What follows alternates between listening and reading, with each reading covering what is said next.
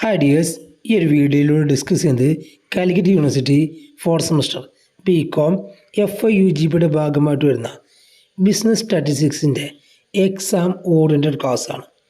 നമ്മൾ ഈ ഒരു പേപ്പർ എക്സാമിന് വേണ്ടി തയ്യാറപ്പെടുത്തുമ്പോൾ ഏതെല്ലാം ഏരിയക്ക് പ്രാധാന്യം നൽകണം, ഏതെല്ലാം ഏരിയയിൽ നിന്ന് 3 മാർക്ക് 6 മാർക്ക് 10 മാർക്ക് ക്വസ്റ്റ്യൻസ് നമുക്ക് എക്സ്പെക്റ്റ് ചെയ്യാൻ പറ്റും എന്നത് ഉൾക്കൊള്ളിച്ചുകൊണ്ടുള്ള ക്ലാസ്സാണ്. അപ്പോൾ എല്ലാവർക്കും പുതിയൊരു ക്ലാസ്സിലേക്ക് സ്വാഗതം.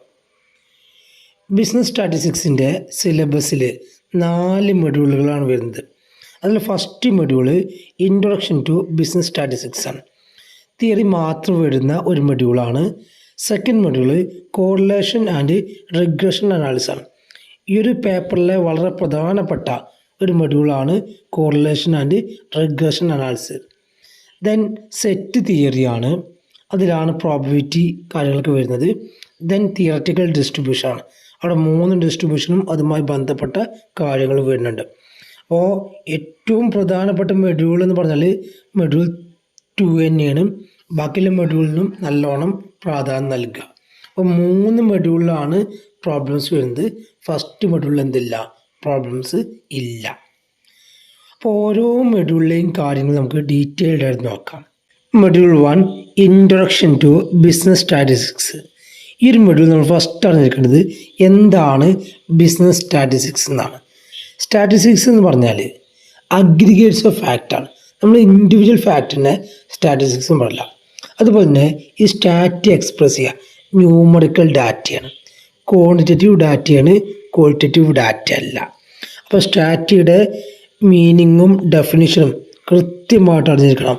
ഇവിടുന്ന് ചോദ്യം വരാൻ സാധ്യത ചിലപ്പോൾ ഡിഫൈൻ സ്റ്റാറ്റിസ്റ്റിക്സ് എന്ന് വരും, അല്ലെങ്കിൽ കൺസെപ്റ്റ് ഓഫ് സ്റ്റാറ്റിസ്റ്റിക്സ് എന്ന് വരും. ഒക്കെ കൃത്യമായിട്ട് ഈ ഒരു ഭാഗം മനസ്സിലാക്കാം. പിന്നീട് ഇവിടെ അറിഞ്ഞിരിക്കേണ്ട ടോപ്പിക്കാണ് ഫങ്ഷൻസ് ഓഫ് ബിസിനസ് സ്റ്റാറ്റിസ്റ്റിക്സ്. 6 മാർക്കിനൊക്കെ വരാൻ സാധ്യതയുള്ള ടോപ്പിക്കാണ്. കൃത്യമായിട്ട് ആ ടോപ്പിക്കും കൂടി അവിടെ പഠിക്കാം. അപ്പോൾ സ്റ്റാറ്റിയിൽ 2 ഭാഗമാണ് മെയിനായിട്ടാണ്. സ്റ്റാറ്റിസ്റ്റിക്സ് എന്താണെന്നും അതിൻ്റെ ഫങ്ഷനും. പിന്നീട് ഈ ഒരു മൊഡ്യൂൾ വരുന്ന ഒരു ഏരിയയാണ് സ്റ്റാറ്റിസ്റ്റിക്കൽ മെത്തേഡ്. അവിടെ 2 മെത്തേഡുകളാണുള്ളത്. ഒന്ന് ഡിസ്ക്രിപ്റ്റീവ് മെത്തേഡും മറ്റൊന്ന് ഇൻഫർമേഷൻ മെത്തേഡും. അപ്പോൾ 2 സ്റ്റാറ്റിസ്റ്റിക്കൽ മെത്തേഡാണ്. ഡിസ്ക്രിപ്റ്റീവ് മെത്തേഡും ഉണ്ട്, ഇൻഫറൻഷ്യൽ മെത്തേഡും ഉണ്ട്. ഈ ഡിസ്ക്രിപ്റ്റീവ് മെത്തേഡിൽ യൂണിവേരിയറ്റ് അനാലിസിസ് ഉണ്ട്, ബൈവേരിയറ്റ് അനാലിസിസ് ഉണ്ട്, മൾട്ടിവേരിയറ്റ് അനാലിസിസ് വരുന്നുണ്ട്. അത്രയും മെത്തേഡുകൾ യൂണിവേരിയറ്റ് മെത്തേഡ് ഉണ്ട്, ബൈവേരിയറ്റ് മെത്തേഡ് ഉണ്ട്, മൾട്ടിവേരിയറ്റ് മെത്തേഡ് ഉണ്ട്. ദെൻ ഇൻഫറൻഷ്യൽ എന്താണ് എസ്റ്റിമേറ്റ്സിൻ്റെ ഓവർവ്യൂവും ഹൈപ്പോത്തസിസ്. ഈ ഹൈപ്പോത്തസിൻ്റെ മീനിങ് കൃത്യമായിട്ട് പഠിച്ചുക. ഹൈപ്പോത്തസിസ് എന്ന് പറഞ്ഞാൽ അസംഷനാണ്, ടെൻറ്റാറ്റീവ് കൺക്ലൂഷനാണ്. ഒരു പോപ്പുലേഷൻ നമ്മൾ എടുക്കുന്ന ടെൻറ്റാറ്റീവായിട്ടുള്ള conclusion from parameter of the population ആണ് ഹൈപ്പോത്തസിസ്. അപ്പോൾ ഈ ഒരു മൊഡ്യൂള് കംപ്ലീറ്റ് തിയറി ബേസ്ഡ് മൊഡ്യൂളാണ്. കൃത്യമായിട്ട് സ്റ്റാറ്റിയുടെ മീനിങ്, ഫങ്ഷന്, സ്റ്റാറ്റിസ്റ്റിക്കൽ മെത്തേഡ്. ഈ മെത്തേഡിൽ ഒരുപാട് ഡിസ്ക്രിപ്റ്റീവ് മെത്തേഡുകൾ വരുന്നുണ്ട്. ആ കാര്യങ്ങൾ അറിഞ്ഞിരിക്കണം. മീന്, മീഡിയന്, മോഡ്, ഹാർമോണിക് മീന്, ജോമെട്രിക് മീന്, ഇതൊക്കെ എന്താണ് ഡിസ്ക്രിപ്റ്റീവ് മെത്തേഡ് തന്നെയാണ്. ഏതൊക്കെയാണ്? മീന്, മീഡിയന്, മോഡ്, ഹാർമോണിക് മീന്, ജോമെട്രിക് മീന്. ഈ ഇൻഫറൻഷ്യൽ ആണ്. ഹൈപ്പോത്തസിൻ്റെ മീനിങ് നിർബന്ധമായിട്ട് പഠിക്കുക. 3 മാർക്കിൻ്റെ ചോദ്യമായിട്ട് വരും. ഹൈപ്പോത്തസിസ് എന്താണെന്നുള്ളത് 3 മാർക്കിൻ്റെ ചോദ്യമായിട്ട് വരാൻ സാധ്യതയുണ്ട്. അപ്പോൾ തിയറി മാത്രം വരുന്ന ഒരു മൊഡ്യൂളാണ്.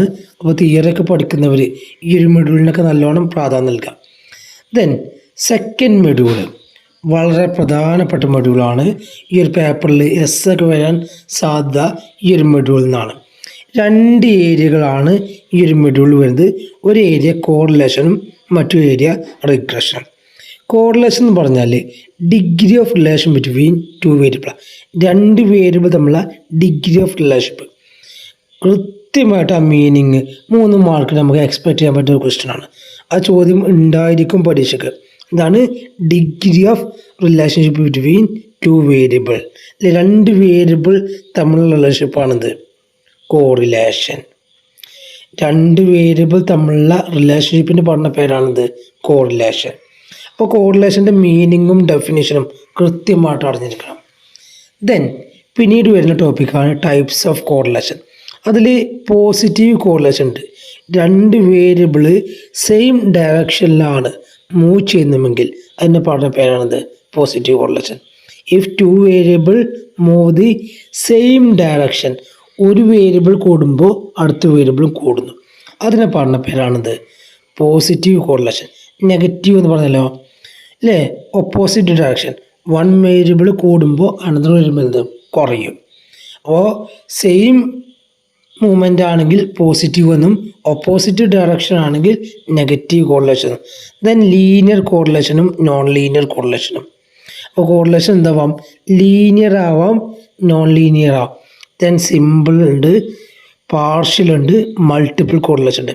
അപ്പോൾ ഈ ഒരു ടൈപ്സ് 6 മാർക്കിൻ്റെ ഒരു ചോദ്യം കണ്ട് തന്നെ പഠിക്കാം.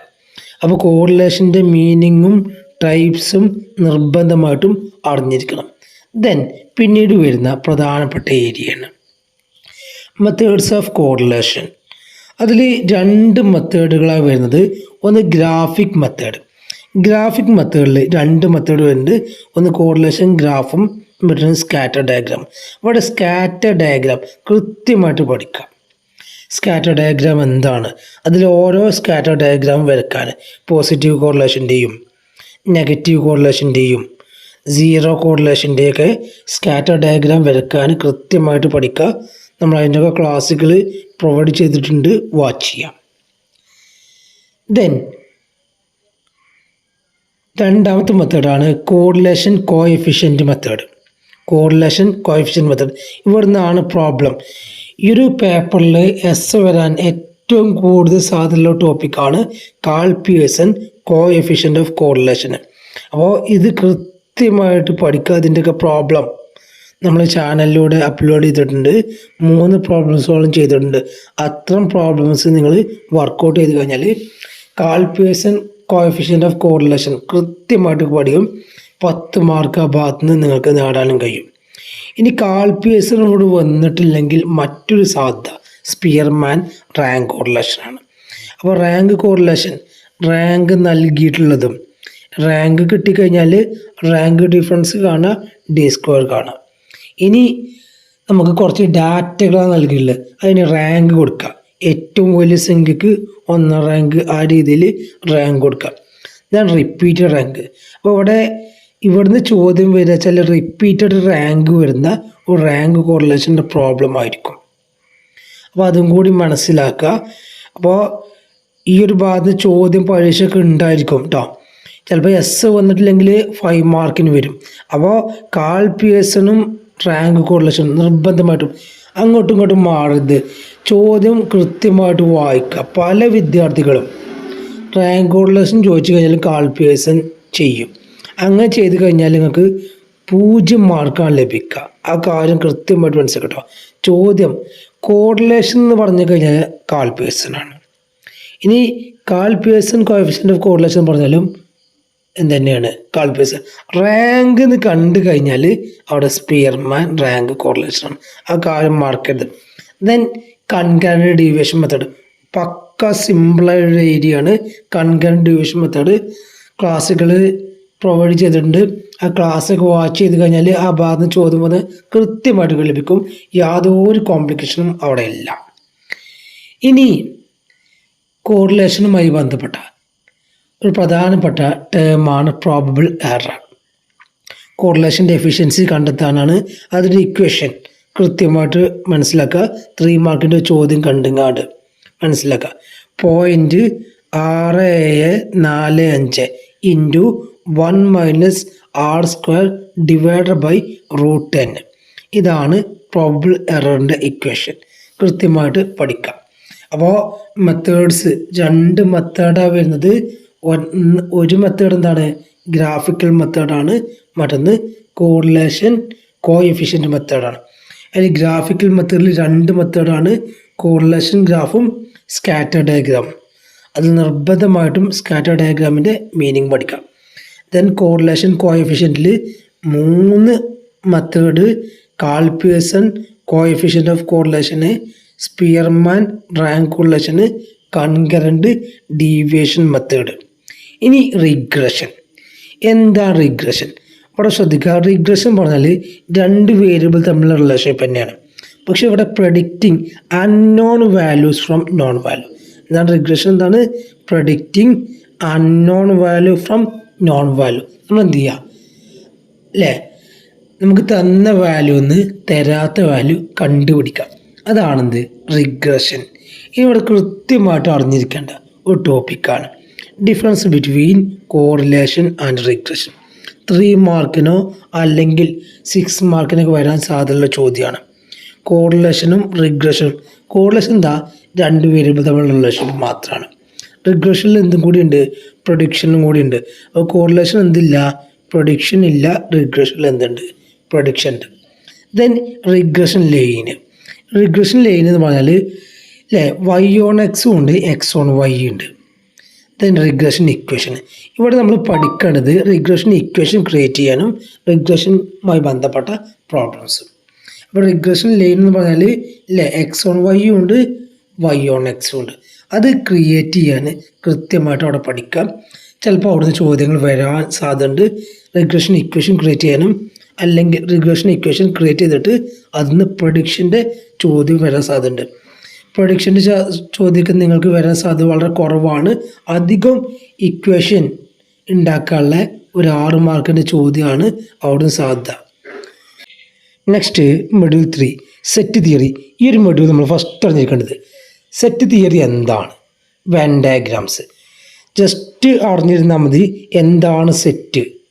അതുമായി ബന്ധപ്പെട്ട സിമ്പിൾ പ്രോബ്ലംസ് ഉണ്ട്, ആ കാര്യം അറിഞ്ഞിരിക്കുക.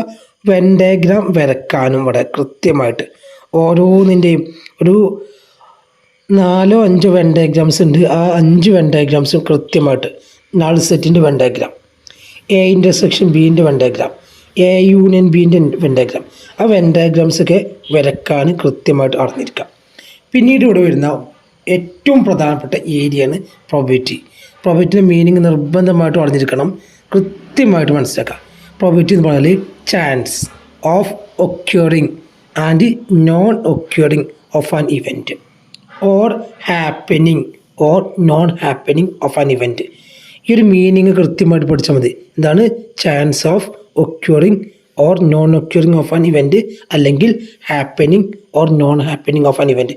ഒരു ഇവൻറ്റ് സംഭവിക്കാനും സംഭവിക്കാതിരിക്കാനും സാധ്യത എന്ന് പറയുന്നത് പ്രോബബിലിറ്റി എന്ന് പറയുന്നത്. It is a number laying between 0 and 1.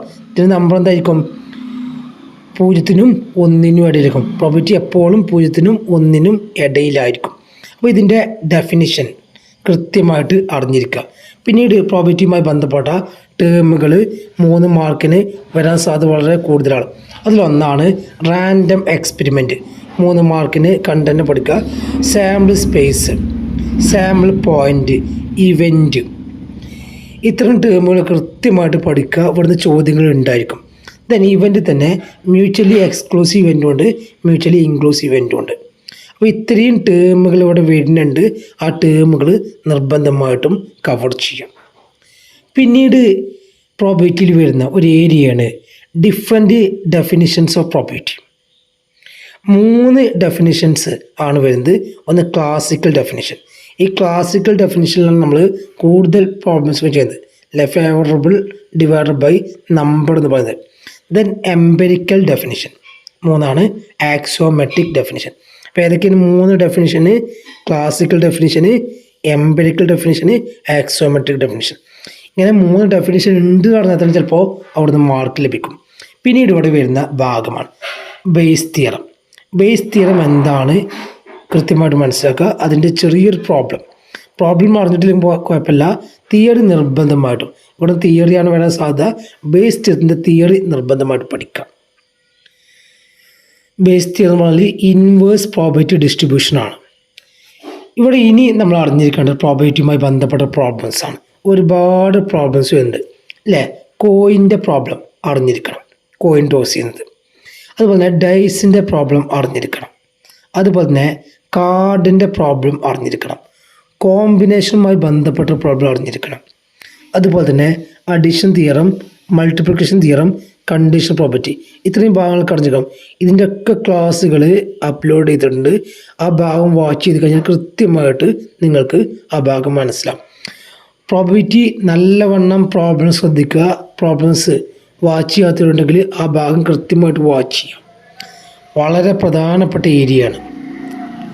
Next module 4 theoretical ഡിസ്ട്രിബ്യൂഷനാണ്. ഇവിടെ മനസ്സിലാക്കേണ്ടത് 3 തിയററ്റിക്കൽ ഡിസ്ട്രിബ്യൂഷൻ ഉണ്ട്. വളരെ എളുപ്പമുള്ള ഏരിയയാണ്. 3 തിയററ്റിക്കൽ ഡിസ്ട്രിബ്യൂഷൻ ഉണ്ട്. ഏതൊക്കെയാണ്? 1 ബൈനോമിയൽ ഡിസ്ട്രിബ്യൂഷനാണ്, 2 പോയിസൺ ഡിസ്ട്രിബ്യൂഷനാണ്, 3 നോർമൽ ഡിസ്ട്രിബ്യൂഷനാണ്. ഇവിടെ നമ്മൾ അറിഞ്ഞിരിക്കേണ്ടത് ആ തിയററ്റിക്കൽ ഡിസ്ട്രിബ്യൂഷൻ്റെ മീനിങ്ങും ഡെഫിനിഷനും. ഇവിടെയൊക്കെ ഇക്വേഷൻ അറിഞ്ഞിരുന്നാൽ മതി. ബൈനോമിയൽ ഇക്വേഷൻ എന്താ? NC(x) P(x) Q(n-x). ആ ഇക്വേഷൻ പ്രോപ്പർട്ടീസ് മറക്കരുത്. ഈ ചോദ്യം പരീക്ഷയ്ക്ക് ഉണ്ടായിരിക്കും. അപ്പോൾ ബൈനോമിയലിൻ്റെ പ്രോപ്പർട്ടീസ് കൃത്യമായിട്ട് അറിഞ്ഞിരിക്കണം, പോയിസൻ്റെ പ്രോപ്പർട്ടീസ് കൃത്യമായിട്ട് അറിഞ്ഞിരിക്കണം, നോർമലിൻ്റെ പ്രോപ്പർട്ടീസും കൃത്യമായിട്ട് അറിഞ്ഞിരിക്കണം. അപ്പോൾ 3ൻ്റെയും പ്രോപ്പർട്ടീസ്, അതിൽ നോർമലിൻ്റെ പ്രോപ്പർട്ടീസ് കുറച്ചും കൂടിയും ഇമ്പോർട്ടൻസ് നൽകുക. 3ൻ്റെയും പ്രോപ്പർട്ടീസ് എന്ന് പറഞ്ഞാൽ ഫീച്ചേഴ്സ്, ക്യാരക്ടറിസ്റ്റിക്സ്, അതുതന്നെയാണിത് പ്രോപ്പർട്ടീസ്. ദെൻ ബൈനോമിയലുമായി ബന്ധപ്പെട്ട പ്രോബ്ലംസ് അറിഞ്ഞിരിക്കണം, ഫിറ്റിങ്ങുമായി ബന്ധപ്പെട്ട പ്രോബ്ലംസും അറിഞ്ഞിരിക്കണം. അപ്പോൾ ബൈനോമിയലിൽ അറിഞ്ഞിരിക്കേണ്ടത് binomial distribution, equation, properties, problem, fitting. Then Poisson distribution എന്താണ് അല്ലേ? അൺകൗണ്ടബിൾ ആകുമ്പോഴാണ് എന്ത് ചെയ്യുക? പോയിസൺ ഡിസ്ട്രിബ്യൂഷൻ ഉപയോഗിക്കുക. അപ്പോൾ ബൈനോമിയലും പോയിസണും ഏതാണ്? ഡിസ്ക്രീറ്റ് പ്രോബബിലിറ്റി ഡിസ്ട്രിബ്യൂഷനാണ്. അതിൽ പോയിസൺ ഡിസ്ട്രിബ്യൂഷൻ എപ്പോഴും അപ്ലൈ ചെയ്യുക? അൺകൗണ്ടബിൾ ആകുമ്പോൾ. ഇപ്പോൾ ആക്സിഡൻറ്റ് അല്ലെ, എത്ര എണ്ണം സംഭവിക്കും? എണ്ണാൻ പറ്റില്ല. ഇപ്പോൾ ബൾബ് മാനുഫാക്ചറിങ് കമ്പനി 100 ബൾബ് ഉണ്ടാക്കുകയാണ്. അതിൽ എത്ര ബൾബ് ഡിഫക്റ്റീവ് ആവും, എത്ര എണ്ണം കേടുവരും പറയാൻ പറ്റുമോ? അത്തരം കേസാണ് ഇത് ഉപയോഗിക്കുന്നത്, പോയിസൺ ഡിസ്ട്രിബ്യൂഷൻ ഉപയോഗിക്കുന്നത്. അവിടെ പോയിസൺ ഡിസ്ട്രിബ്യൂഷൻ എന്താണെന്ന് അറിഞ്ഞിരിക്കണം. അതിൻ്റെ യൂസസും കൂടിയും കൃത്യമായിട്ട് മനസ്സിലാക്കട്ടോ. പോയിസൺ ഡിസ്ട്രിബ്യൂഷൻ്റെ യൂസസ്. ദെൻ പ്രോപ്പർട്ടീസ് മറക്കണ്ട. പ്രോബ്ലംസ്, പോയിസൺ ഡിസ്ട്രിബ്യൂഷനുമായി ബന്ധപ്പെട്ട പ്രോബ്ലം, ഫിറ്റിങ്. അപ്പോൾ ബൈനോമിയലിൻ്റെയും ഫിറ്റിംഗ് അറിഞ്ഞിരിക്കണം, പോയിസൻ്റെയും ഫിറ്റിംഗ് അറിഞ്ഞിരിക്കണം. Then normal